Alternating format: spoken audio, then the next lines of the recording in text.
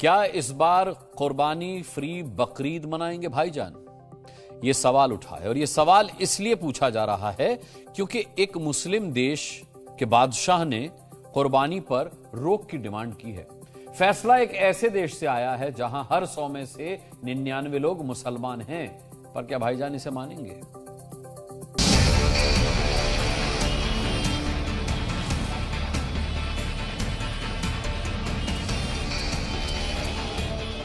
Morocco के सुल्तान की बात निहायत बेवकूफ़ी वाली है। एक साल में कुर्बानी होती है और वो जहाँ एक साल के अंदर ये कुर्बानी होती है, उसके अलावा कोई यहाँ कुर्बानी है नहीं। हम हिंदुस्तानी हैं और हम कुर्बानी करेंगे क्योंकि ये हमारे लिए फ़र्ज है। सदियों से हम कुर्बानी देते आ रहे हैं और कुर्बानी उसकी दी जाती है जो अपनी महबूब चीज़ हो। किसी जानवर की कुर्बानी के साथ साथ अपनी बुराइयों की भी कुर्बानी हम दे सकते हैं। अपनी गलत चीज़ों को ख़त्म करके ये भी एक कुर्बानी है। बकरीद में कुर्बानी पर रोक को लेकर देश भर के भाईजान बट गए हैं। सवाल यह है कि बकरीद में जानवरों की कुर्बानी दी जानी चाहिए या नहीं। ये सवाल एक इस्लामिक देश के बादशाह ने उठाया है और इस पर उत्तर प्रदेश से लेकर कश्मीर तक बड़ा विवाद शुरू हो गया है। हम हिंदुस्तान को देखते हैं, हमारे प्रधानमंत्री को देखते हैं, हम अपने अमित शाह जी को देखते हैं, योगी जी को देखते हैं। वो कभी ना कुर्बानी को ना कभी कुछ दुख हुआ, ना कुछ हुआ, ना उन्हें कोई एतराज इस तरह का। एक साल में कुर्बानी होती है और वो जहाँ एक साल के अंदर ये कुर्बानी होती है, उसके अलावा कोई यहाँ कुर्बानी है नहीं। अगर मोर कुक्का ने करा वो अपने जाने का, हम तो हिंदुस्तान के वासी हैं। हम हिंदुस्तानी हैं और हम कुर्बानी करेंगे क्योंकि ये हमारे लिए फ़र्ज है, हमारे लिए ज़रूरी है। हम उनकी बातों को हमारा उनसे कोई एतराज़ नहीं है, ना ही उनकी बात को मानते हैं। हम हिंदुस्तान के हैं, हम अपने प्रधानमंत्री की मानते हैं और हम योगी जी की मानते हैं। हाँ, हमारे देश में ना प्रधानमंत्री जी को इस चीज़ की कोई आपत्ति है, न हमारे मुख्यमंत्री जी को कोई आपत्ति है। यहाँ ये एक लोकतंत्र है, ये तानाशाही नहीं है। यहाँ तो हर एक तबके का आदमी है जो जिस धर्म को मान रहा है उस धर्म के हिसाब से चलेंगे। और हमारे धर्म में तो इस चीज़ की इजाज़त है, तो इस काम को होता रहेगा। ये तो यहाँ अपने धर्म से चलेंगे। वो मोर कोक वाले जो वो मानते हैं वो माने, हम नहीं मानेंगे इस बात को।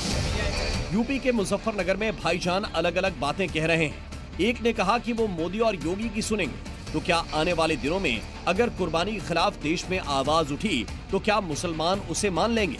यूपी में क्या माहौल है, ये मुरादाबाद और गाजियाबाद के भाईजान की जुबानी सुनिए।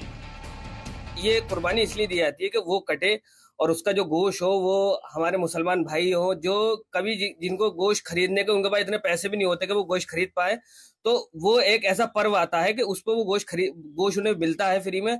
और हम सदियों से कुर्बानी देते आ रहे हैं। कोई भी किसी भी देश का बादशाह हो या धर्म गुरु हो, अगर इस्लाम के खिलाफ बात करेगा तो उसकी बात नहीं मानी जाएगी। सदियों से हम कुर्बानी देते आ रहे हैं और कुर्बानी उसकी दी जाती है जो अपनी महबूब चीज़ हो। किसी जानवर की कुर्बानी के साथ साथ अपनी बुराइयों की भी कुर्बानी हम दे सकते हैं। अपनी गलत चीज़ों को ख़त्म करके ये भी एक कुर्बानी है। यूपी में इस्लामिक बादशाह को लेकर जो बातें चल रही हैं वो आपने सुनी। अब समझिए कि कुर्बानी फ्री रमजान की अपील कहां से शुरू हुई। एक मुस्लिम देश मोरक्को के बादशाह ने मुस्लिमों को कुर्बानी पर रोक लगाने के लिए कहा। उन्होंने कहा कि मुस्लिमों को कुर्बानी का असली महत्व समझना चाहिए और कुर्बानी की रस्म से परहेज करना चाहिए। यूपी से 1000 किलोमीटर दूर कश्मीर में भी कुर्बानी को लेकर मुस्लिम क्लियर हैं कि कुर्बानी नहीं रुकेगी। ये कुर्बानी इसलिए दी जाती है कि वो कटे और उसका जो गोश्त हो वो हमारे मुसलमान भाई हो जो कभी जिनको गोश्त खरीदने के उनके पास इतने पैसे भी नहीं होते कि वो गोश्त खरीद पाए, तो वो एक ऐसा पर्व आता है कि उस पर वो गोश्त उन्हें मिलता है फ्री में। और हम सदियों से कुर्बानी देते आ रहे हैं। कोई भी किसी भी देश का बादशाह हो या धर्म गुरु हो, अगर इस्लाम के खिलाफ बात करेगा तो उसकी बात नहीं मानी जाएगी। सदियों से हम कुर्बानी देते आ रहे हैं और कुर्बानी उसकी दी जाती है जो अपनी महबूब चीज़ हो। किसी जानवर की कुर्बानी के साथ साथ अपनी बुराइयों की भी कुर्बानी हम दे सकते हैं। अपनी गलत चीज़ों को ख़त्म करके ये भी एक कुर्बानी है।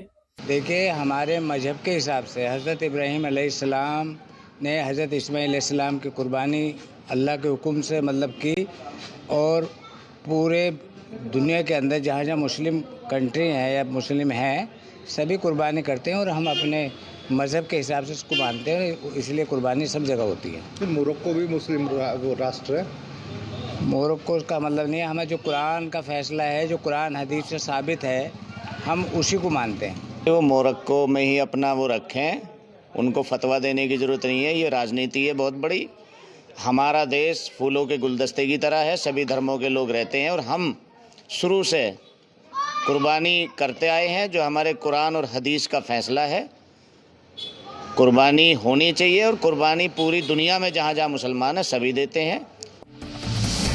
इस्लामिक मान्यता के मुताबिक हजरत इब्राहिम की कुर्बानी की याद में बकरीद मनाई जाती है और इस दिन जानवरों की कुर्बानी देने की प्रथा चली आ रही है।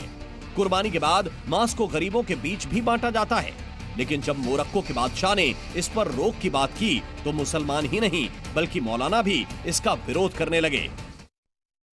ताकीद है कुर्बानी के सिलसिले में जी, जिसके पास पैसे हैं और वो कुर्बानी नहीं दे सक रहे हैं तो इंदल्लाह वो जवाब दे हैं।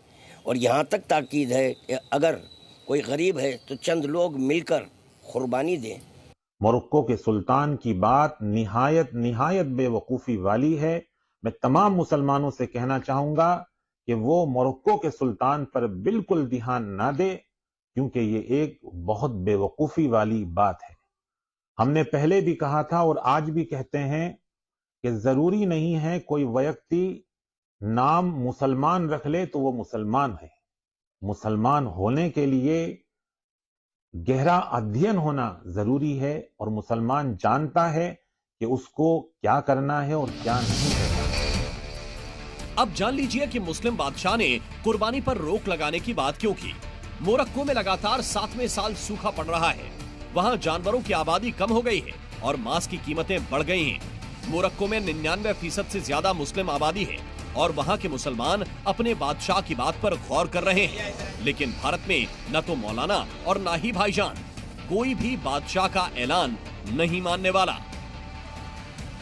ब्यूरो रिपोर्ट, ज़ी मीडिया। ज़ी न्यूज़।